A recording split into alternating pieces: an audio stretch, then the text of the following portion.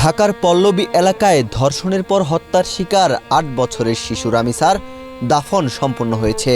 মুন্সিগঞ্জের সিরাজদিখান উপজেলার ইছাপুরা ইউনিয়নের মধ্যম শিয়ালদি গ্রামের মোল্লাবাড়িতে নিজ বাড়ির পারিবারিক কবরস্থানে তার দাফন সম্পন্ন হয়। ২০ মে বুধবার রাত ৯টার দিকে এশার নামাজের পর জানাজা শেষে দাদা দাদির কবরের পাশে তাকে দাফন করা হয়।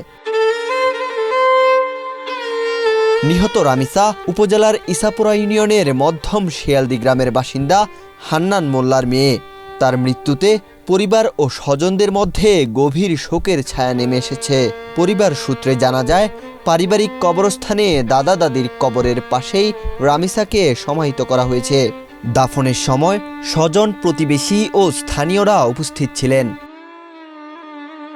ওয়াহিদ হুসাইন জিহাদ, বাংলাদেশ প্রতিদিন। ঘন ধান পুষ্প ভরা আমাদেরই বসুন্ধরা। স্যার, আমাদের খেলার মাঠের দেয়াল ভাঙতে এসেছে। এটা আমাদের খেলার মাঠ। আমরা তো এখানে দোকান বানাবো।